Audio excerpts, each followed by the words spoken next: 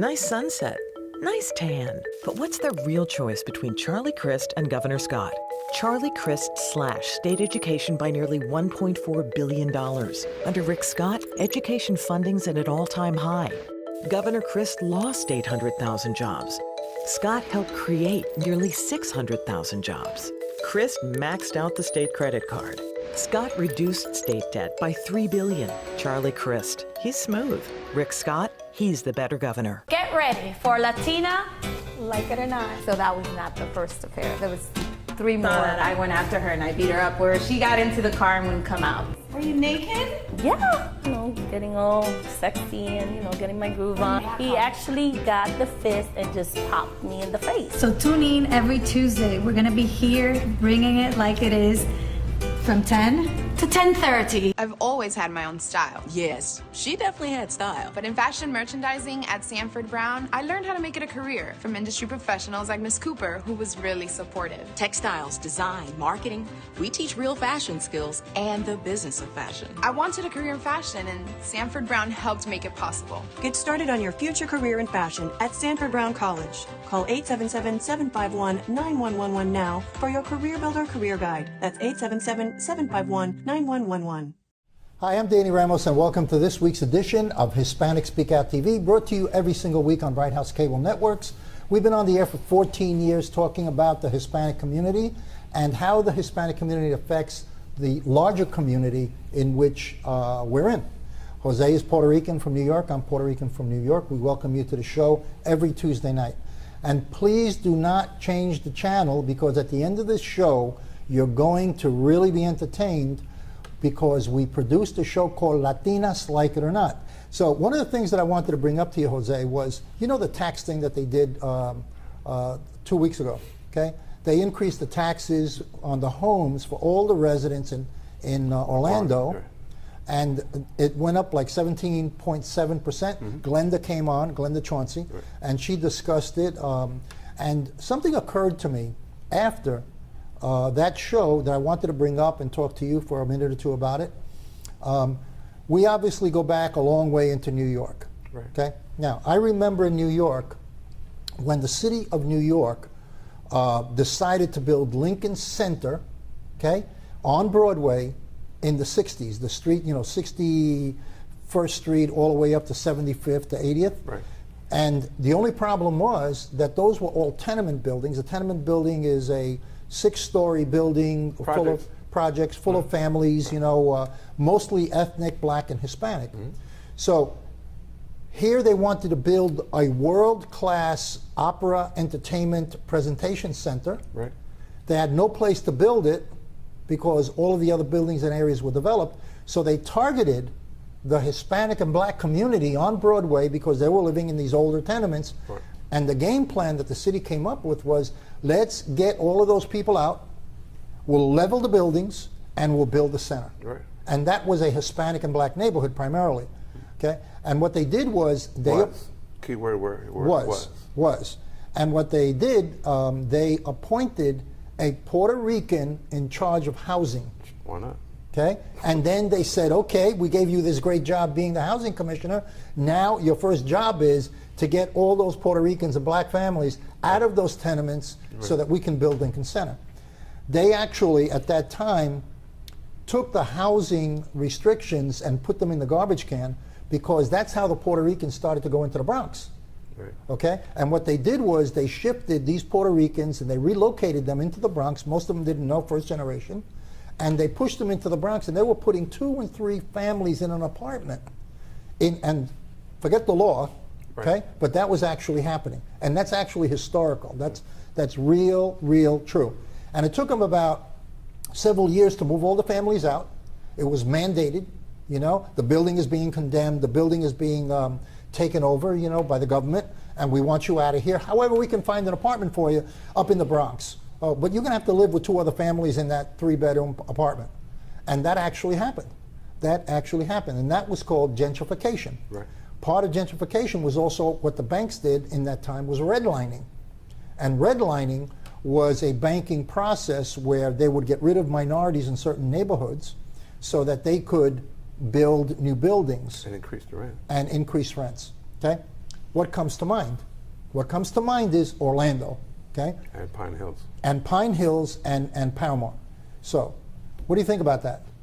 Well, we know that how much Pine Hills really and desperately needs a soccer stadium, okay? Really? Okay. The kids, if you drive down Paramore or Pine Hills right now, right this minute, they are in the streets, in their special shorts, kicking the crap out of a ball down Thousands of them. Thousands of them. Okay. So they're psyched up and ready to play soccer. The only thing is they got to move out of the neighborhood. The only thing is Mr. Dyers is requiring them to move elsewhere. Okay. But that's only temporarily, because as you spoke about regentrification, that process is already happening in the surrounding areas where we have already leveled the playing field and put up some really nice looking condos. Yeah. Okay. What I see is the Amway Theater. Right. Okay. The Amway Theater, the Amway complex, right, for the sports complex. Right behind it are all these small individual homes that have been there for 50 years, sure, primarily owned by the black community and some Hispanics. And they won't be there in the next 10 years. The game of increasing those taxes, these people are on fixed incomes and they're low income. Right. So what do? When you kick up the taxes by $1,000 a year or whatever on property, out, yeah, you're forcing people out. Because people on fixed income cannot handle incur extra debt. Not at that level. Not at that and level. especially since it's being forced, you got to pay for it to get out. So what's going to happen, obviously, is you're going to see high rises, condominiums going up by the Amway, behind the Amway, to fill that space out. Okay, and then you have this thing with the students that they're trying to build. Well, I think the vision here is they're trying to create this mecca in Orlando for 20-something. And as I happened to overhear some elderly people at the clinic yesterday for the cancer clinic, and they were in the 70s or so, and they were saying just what we need, more 20-year-old drinking. Okay, so more people running through the street so it comes out to the other side, yeah, instead of Orange Avenue. They want to shift them. The reality is this is a classic form of racism.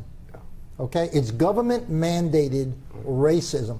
The government always says, "Oh, racism! You can't say this. You got to be diverse. You can't say that. You got to be careful of your language." Right. Nobody says anything that by increasing the taxes, you're forcing minorities, to go elsewhere, poor minorities, out of the city. Right.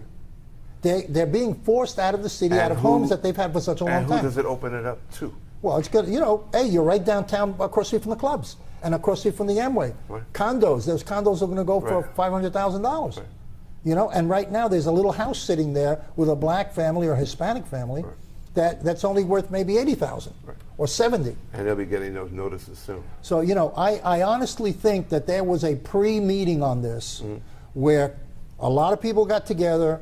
Maybe not. I'm not talking about a lot like 50. I'm talking about maybe 10.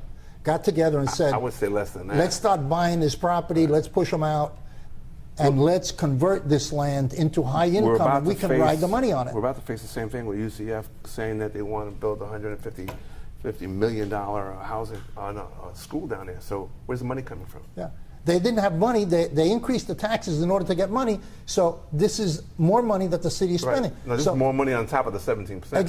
Exactly. So this is the way I view it.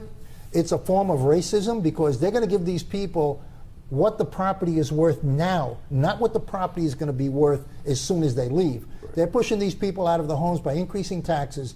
It's a racial issue, and nobody in Orlando has approached this as a racism issue, it's a racist issue. It is a racist issue. We have to come back and revisit. No, we're gonna revisit this next week after this airs. Right now, we have a segment coming up about child abuse with David Ocasio, who comes from the Department of Families in Florida, and we're going to touch on the child abuse situation. Don't forget Latinas after the show is over. We'll be right back. Are you proud to be Hispanic? Hispanics in Florida now have the first Hispanic car license plate in the United States. Be a proud Hispanic. Put the Hispanic plate on your car. I want to be a doctor. I want to be a scientist. I want to be an engineer. I want to be a police officer. I want to be a professional dancer. By getting the Hispanic plate for your car, you will support scholarships and community programs. The Hispanic plate is available at any Department of Motor Vehicle office. Call now at 321-277-0850 or visit HispanicAchievers.org. Florida is creating some jobs. Jobs right now, they're coming back up. Governor Scott has done great things to help us move ahead. This right here, what you see right here, is a small business. And Governor Scott has helped this business tremendously. If you look at what he's done in the last 4 years, why would you want to go back? Governor Chris was a governor that was not looking out for Florida. Florida lost 800,000 jobs over Charlie Crist. I think there'll be a lot of businesses move out of Florida and a lot of jobs lost if Charlie Crist comes back. Before I became a graphic designer, I thought I only needed to master the software. The computer can only do so much. But at Sanford Brown, Ms. McCarthy helped me develop my eye for design. She even shared her own professional experiences. The adventures of a real-life graphic designer. Prepare for your future career as a graphic designer at Sanford Brown College. Call 877-918-6444 now for your Career Builder Career Guide. That's 877-918-6444. Get ready for Latina, Like It or Not. So that was not the first affair. There was 3 more. I went after her and I beat her up where she got into the car and wouldn't come out. Were you naked? Yeah. Getting all sexy and, getting my groove on. He actually got the fist and just popped me in the face. So tune in every Tuesday. We're going to be here bringing it like it is from 10 to 10:30. Hi, I'm Danny Ramos, and welcome back to Hispanic SpeakOut TV. We took a little break, and we're going to have a conversation with David Ocasio and Jose Miranda, the co-host for our show. And we're going to be talking about children and child abuse. There's a lot of stuff in the news about abuse in sports, and there's a lot of information going on right now about child abuse. So we invited David down here, and he is an expert on the subject, and he works here in Central Florida. David, welcome. Thank you very much. Nice yeah, to be here. I'm glad you came down and you made the time for us. Jose, how does the child abuse thing relate right now to sports? Well, right now, because of the National Football League and their little openness to be publicized right now, we're talking about child abuse and that corporal punishment. Yeah. Okay. And for Latinos, corporal punishment can be chancletas, belts, cadenas sometimes. Umbrellas, whatever can be grabbed in the living room while the chase is on. Whatever it is. While the chase is on. Right, and usually it's a chase. Yeah. And usually it is a chase, because Latino kids run. We're not stupid. We're not. we will run. Yeah. So now it's not in the open. So there's a big brouhaha. And I'll point out to you, as I pointed out a couple other telecasts, that statistically speaking, 70% of the population agrees with corporal punishment. And then when some people say, well, in the South, it's different. Because in the South, we can cut down a whole tree and beat you. You want to know something? I went to South Carolina a week ago. Right. To a manufacturer, to a beer manufacturer. They whip you over there, bro? And this was small town, real small town. Yeah. And the beer manufacturer had a bar where you can sample. Right. Well, there were 4 guys in there, and they were talking just about what you're talking about. Right. And their attitude was, hey, my father beat the crap out of me, and I don't see no problem with me beating the crap. And this is a guy, young guy who's around 24, and he's got a little toddler attached to his leg. And that's already the next generation. And already the next generation. He says, I got no problem in that's Generation X already. Yeah. And no problem in taking a stick and beating him with a stick if he gets out of line. Right. So what's going on in Central Florida? Where is the pattern? It is a problem in Central Florida. We receive about 35% of the investigations called to the hotline are for child abuse and neglect. So we do understand it is a problem, along with the number 1 cause of death, which is drowning, and the number 2 cause of death, which is unsafe sleep. So with those 3... The number 2 is which? Unsafe sleep. Okay. So with those 3, Secretary Carroll has implemented some safety measures to try to combat this and raise awareness. And one of them is our website, which is our child fatality prevention website, where communities can thumb down to their county and see where the problematic areas are, and that way we can get local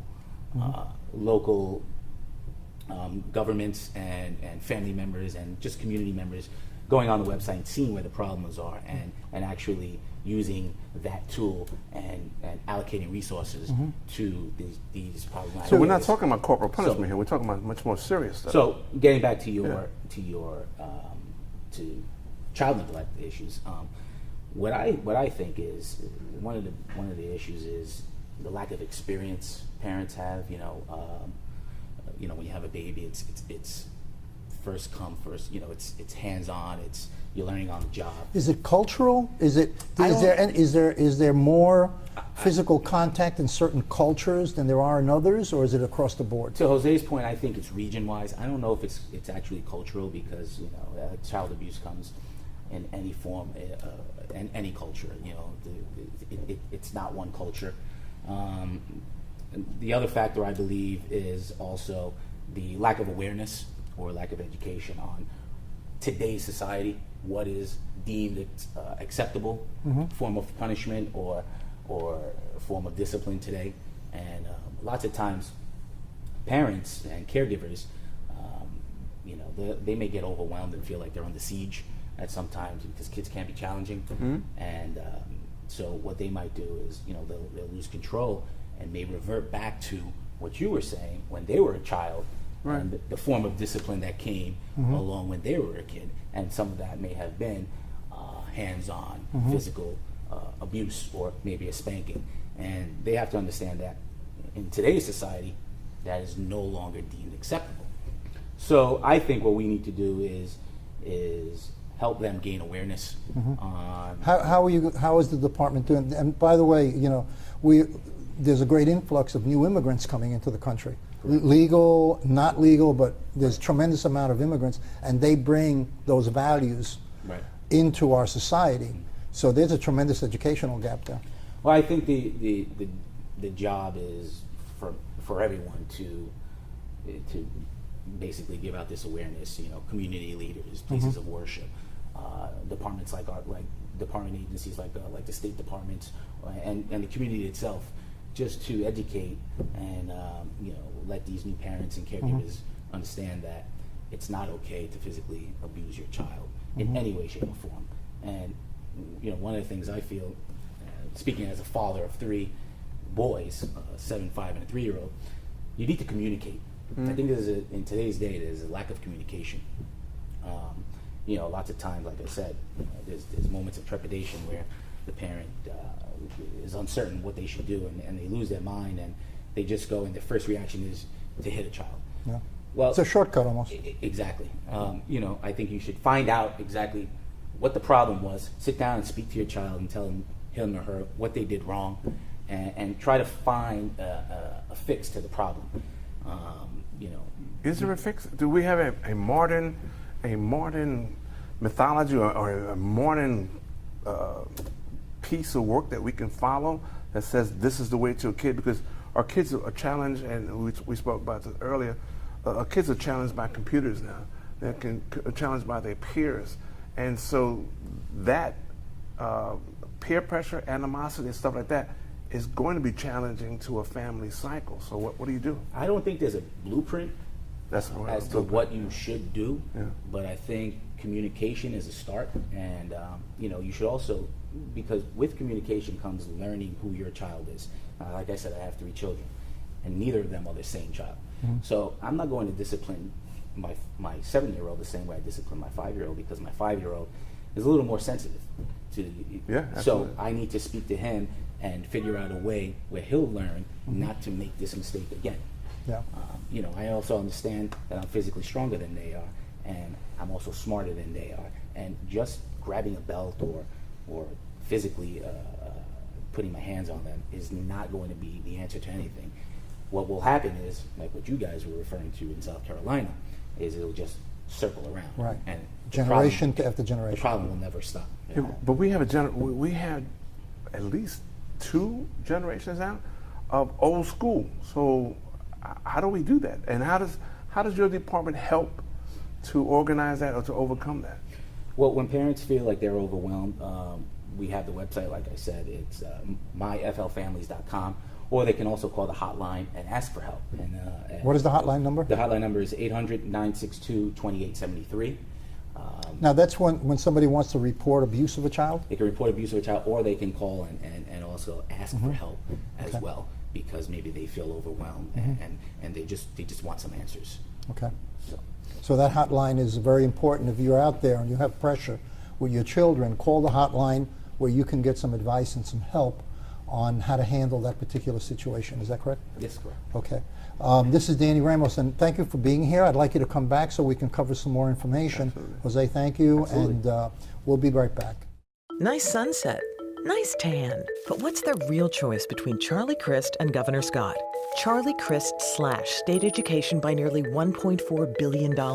Under Rick Scott, education funding's at an all-time high. Governor Crist lost 800,000 jobs. Scott helped create nearly 600,000 jobs. Crist maxed out the state credit card. Scott reduced state debt by $3 billion. Charlie Crist, he's smooth. Rick Scott, he's the better governor. Get ready for Latina. Like it or not. So that was not the first affair. There was 3 more. That I went after her and I beat her up where she got into the car and wouldn't come out. Were you naked? Yeah, getting all sexy and, getting my groove on. He actually got the fist and just popped me in the face. So tune in every Tuesday. We're going to be here bringing it like it is from 10 to 10:30. I've always had my own style. Yes, she definitely had style. But in fashion merchandising at Sanford Brown, I learned how to make it a career from industry professionals like Miss Cooper, who was really supportive. Textiles, design, marketing. We teach real fashion skills and the business of fashion. I wanted a career in fashion, and Sanford Brown helped make it possible. Get started on your future career in fashion at Sanford Brown College. Call 877-751-9111 now for your Career Builder Career Guide. That's 877-751-9111. We're in hard times, and some of us are going to need a lawyer. And if you need a lawyer, don't just react to a TV commercial. Get a copy of the Lawyers Consumer Directory, which is available absolutely free of charge at any 7-Eleven store throughout Central Florida. The Lawyers Consumer Directory is going to give you real hardcore knowledge on how to hire a lawyer and a lot of information on issues like bankruptcy, foreclosure, and more. Get the Lawyers Consumer Directory. It's absolutely free of charge at any 7-Eleven throughout Central Florida. Welcome back to Hispanic SpeakOut TV. I am Maria Padilla, and I am here today with Tina Caraballo, who is running for judge in Orange County, Group 10. Welcome, Tina. Hi, thank you, Maria. It's a pleasure to be here. So you're running for judge. Why? It's always the number one question. I'm running for judge because I'm truly committed to serving the citizens of Orange County and all the litigants utilizing our court system. It's absolutely critical that the litigants have a judge that's fair, impartial, and committed to serving their needs. Right. And I bring all those things to the table. That's wonderful. And this is your first run for judge? Yes, it is. Okay, and how has that experience been like? You went through a primary, is that correct? Yes, so I was fortunate enough to win the primary, but not by more than 50%, which is the cutoff for judges. So now I'm in the general election runoff against the incumbent. So that was a very educational experience. For the most part, it was extremely fun. I was forced to do things that I normally wouldn't do. I had the opportunity to meet amazing people, go to wonderful events. I've learned areas of Orange County that I never knew existed. I had to go to a community center or a rec center or something, and it would be on a road, and I'm like, wow, I didn't even know this was back here. Exactly. So that's been a lot of fun to get to know the county and the residents better. And what have you learned about yourself in that process? I have learned that I need to have more patience with people who are not on time because because driving through traffic in Orange County is you can never give yourself enough time. So I've learned that I have to be more patient in that regard. And also I've just learned that you can live out of your car. It is possible. Just bring all brought you a change of clothes bring and a all the change of toiletries with clothes, you. have everything in the trunk. That's worked out well. But more importantly, I've just learned there's so many people out there that are active and engaged and want to know the candidates and really want to make an informed decision. And that's been wonderful. Now, you are a lawyer by profession? Yes, that is correct. In Florida, not every state, but in Florida, you are required to be an attorney for at least 5 years before you're eligible to run for judge. Okay. And do you have a specialty, a legal specialty? Yes, Maria, I do. I'm board certified in construction law, and board certification is the highest level of testing for professionalism, ethics, and competency in the subject area by the Florida Bar as well as your peers.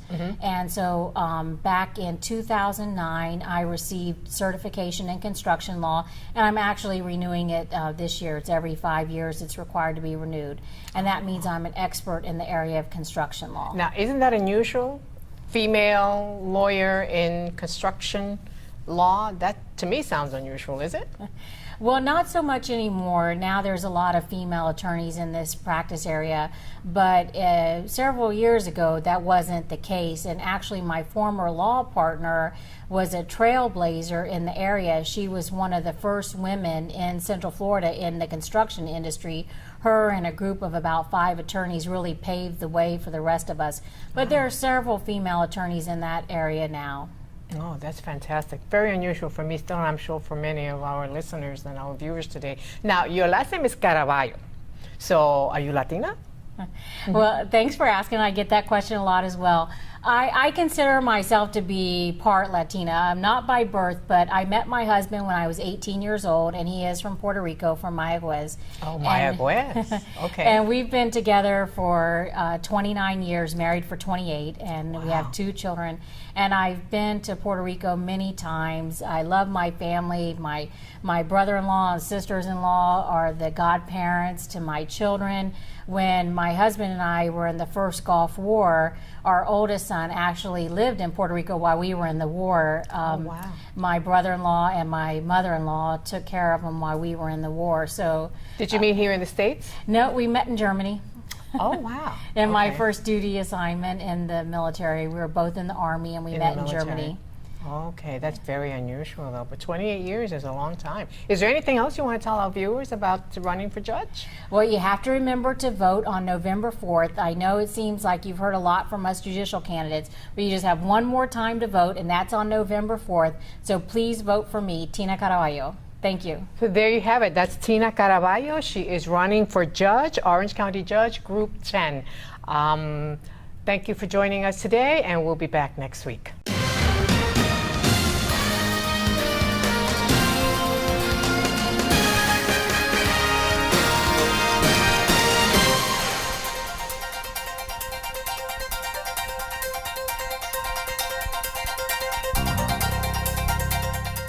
Get ready for Latina. Like it or not. So that was not the first affair. There was 3 more. I went after her and I beat her up where she got into the car and wouldn't come out. Were you naked? Yeah. Getting all sexy and, getting my groove on. He actually got the fist and just popped me in the face. So tune in every Tuesday. We're going to be here bringing it like it is from 10 to 10:30. We're in hard times, and some of us are going to need a lawyer. And if you need a lawyer, don't just react to a TV commercial. Get a copy of the Lawyers Consumer Directory, which is available absolutely free of charge at any 7-Eleven store throughout Central Florida. The Lawyers Consumer Directory is going to give you real hardcore knowledge on how to hire a lawyer and a lot of information on issues like bankruptcy, foreclosure, and more. Get the Lawyers Consumer Directory. It's absolutely free of charge at any 7-Eleven throughout Central Florida. Florida is creating some jobs. Jobs right now, they're coming back up. Governor Scott has done great things to help us move ahead. This right here, what you see right here, is a small business. And Governor Scott has helped this business tremendously. If you look at what he's done in the last 4 years, why would you want to go back? Governor Chris was a governor that was not looking out for Florida. Florida lost 800,000 jobs over Charlie Crist. I think there'll be a lot of businesses move out of Florida and a lot of jobs lost if Charlie Crist comes back.